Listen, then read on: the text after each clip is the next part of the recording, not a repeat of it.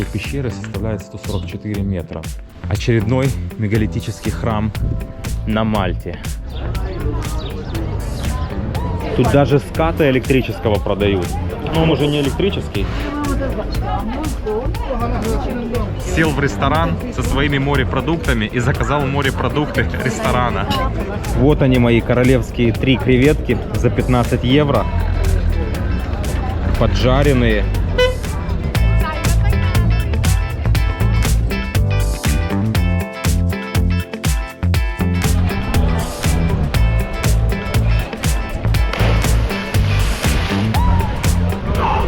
Я прыгнул и охренел.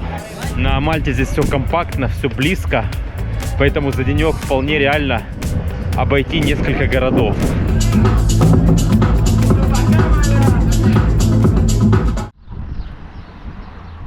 Всем привет! Сегодня я решил посетить рыбацкую деревушку Марса-Шлок, но по пути туда я остановился в 2 километрах от деревни. Здесь есть интересная пещера, которая называется Гар-Далам. Прежде чем зайти в саму пещеру, здесь соорудили такой музей.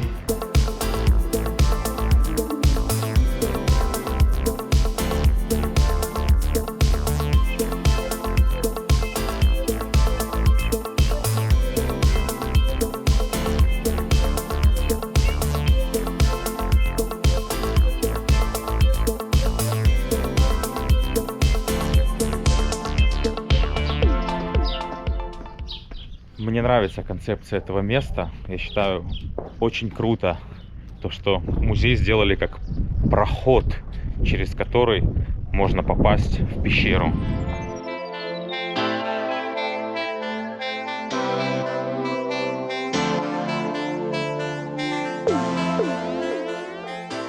По дороге в пещеру я остановился, заострив внимание на различных башенках, которые тут были построены в разную эпоху для оборонительных целей.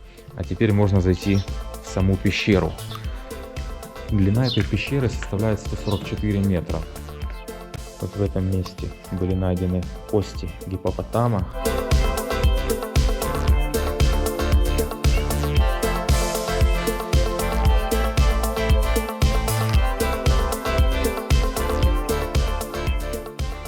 Все далеко здесь не зайти, всего лишь 50 метров доступно для туриста. Вот именно здесь, согласно исследованию, ступала нога первого мальтийского человека 7400 лет назад.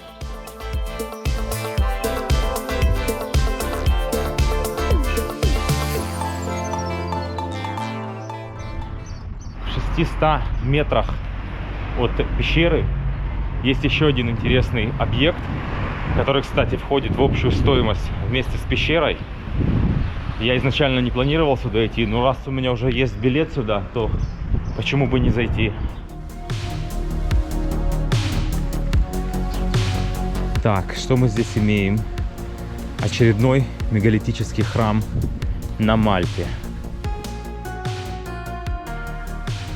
В принципе, этот храм значительно уступает по масштабам тем храмам, которые я посещал ранее, поэтому он и не входит в список ЮНЕСКО. В принципе, от храма здесь ничего и не осталось, просто собрали камни.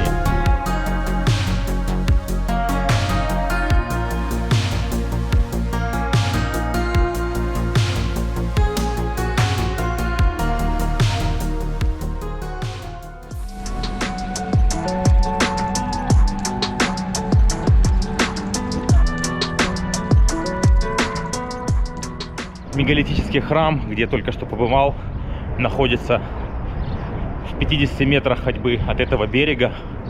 Здесь такой красивый припортовый городок. Но, как я говорил ранее, я хочу попасть в деревню Марса-Шлок. Отсюда приблизительно 2 километра ходьбы.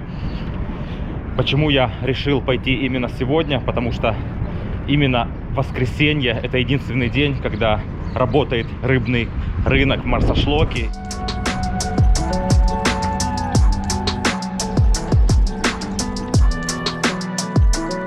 Если я пойду налево, я приду в Марса-Шлок. Если я пойду направо.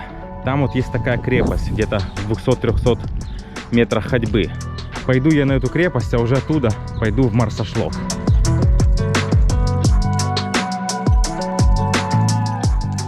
Что-то мне подсказывает, что она закрыта. И максимум, что я смогу сделать, так это рассмотреть ее со стороны. Такое ощущение, что эта крепость не открывалась уже лет 10 как минимум.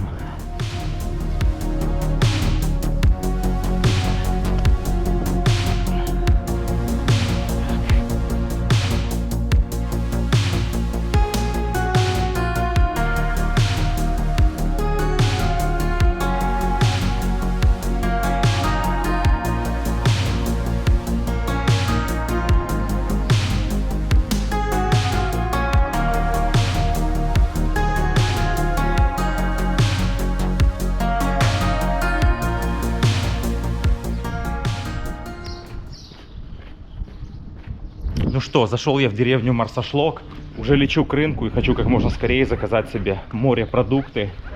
Так, а здесь очень даже интересно.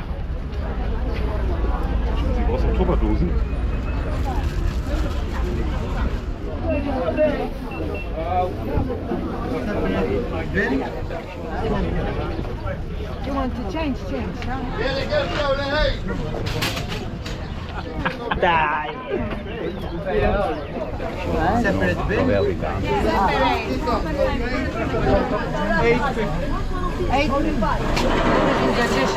2 pieces calamari. Like it all done. Сейчас 12 часов дня, у меня такое ощущение, что рынок скоро будет закрываться. Тут даже ската электрического продают. Но он уже не электрический.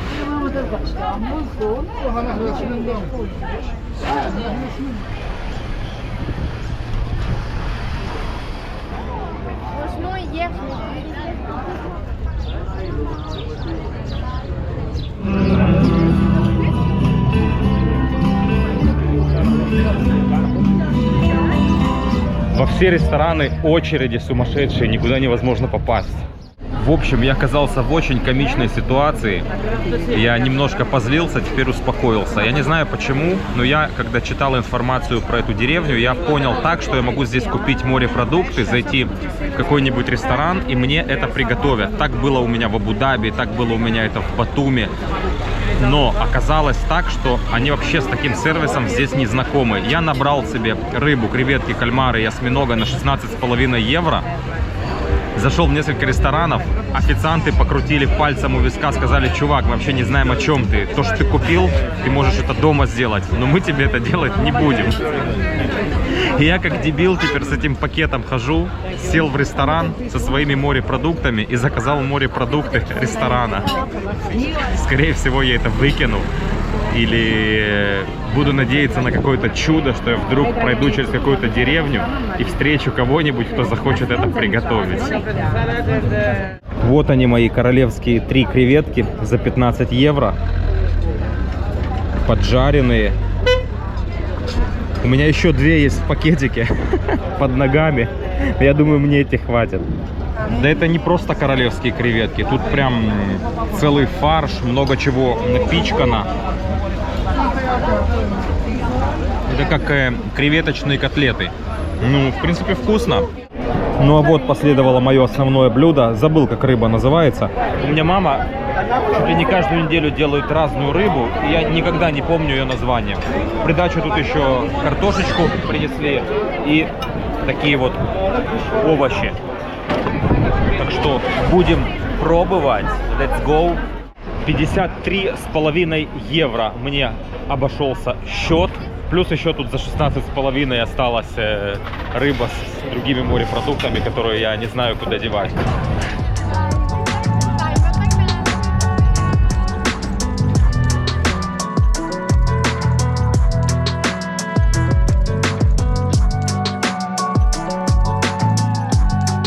Поддался я соблазну. Вообще мне трудно удержаться, когда я вижу какую-то фисташковую сладость. 5 евро стоила эта штука. В 2,5 часа дня рынок, я смотрю, уже закрывается.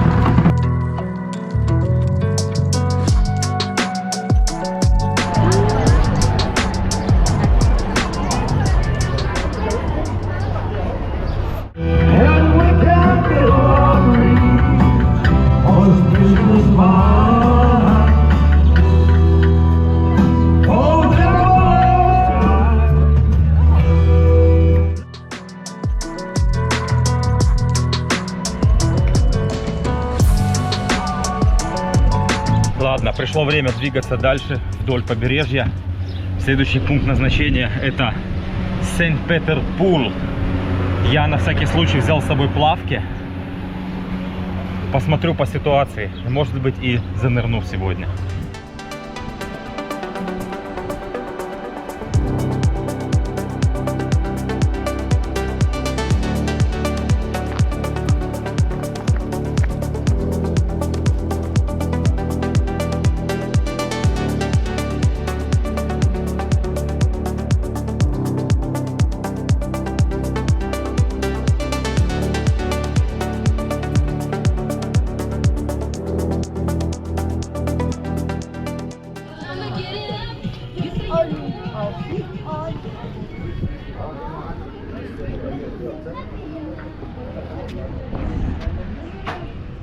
Сейчас проходил здесь бар, который находится прямо возле Сент-Петер-Пула.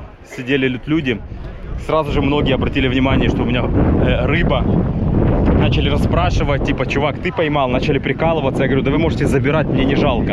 Они говорят, ты смеешься? Я говорю, да забирайте, забирайте. В итоге одни не захотели, другие начали размышлять, сказали, сколько тебе дать, мы готовы тебе дать, но у нас только карточка есть. Я говорю, чуваки, забирайте бесплатно, потому что я все равно это выкину. Я им объяснил ситуацию и в итоге отдал испанской паре. Достаточно людно здесь, и у меня появляется желание тоже искупаться. Ребята там прыгают, он со скалы.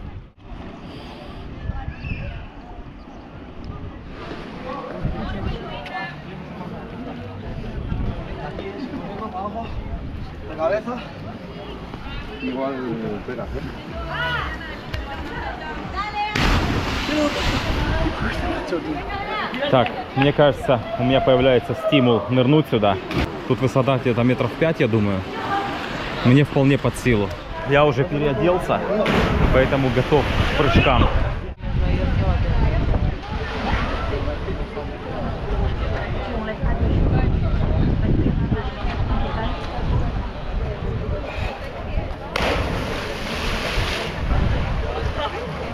Если честно, это было гораздо холоднее, чем я думал. Я спросил у ребят, вода холодная? Говорит, да не так, чтобы холодная, нормально, прыгай. Я прыгнул и охренел. Но сейчас чувствую заряд энергии. Сейчас думаю еще разок прыгнуть. Я бы с камерой бы прыгнул, но она у меня же так разбитая, поэтому боюсь, что она проницаемая.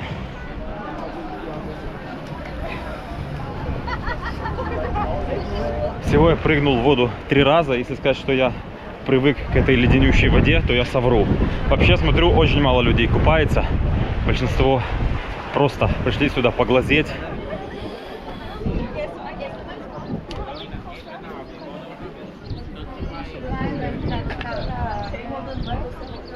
Классное место. Единственное, о чем не позаботились, так это о том, чтобы установить переодевалки и туалеты. Хочу теперь пройти дальше вдоль побережья в сторону городка Марсасалка. Как-то так он называется. Километра 4 до туда.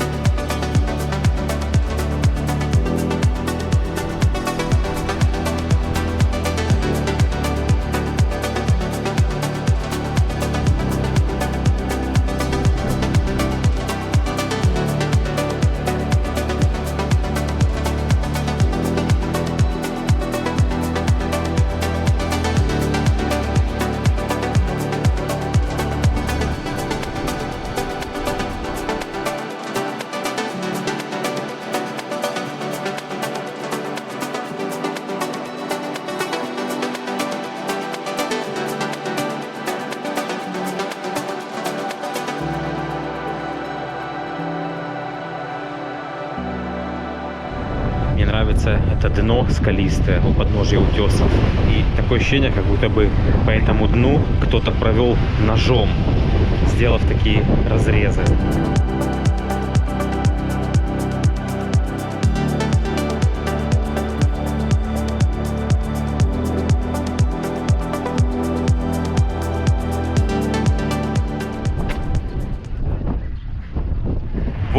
зашел в еще один городок, который называется Марсаскала, а не Марсасалка, как я ранее упоминал. Но это, в принципе, для меня одно и то же.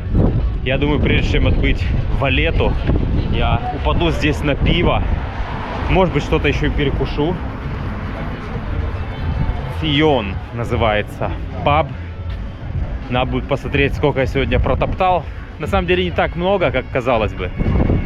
На Мальте здесь все компактно, все близко. Поэтому за денек вполне реально обойти несколько городов.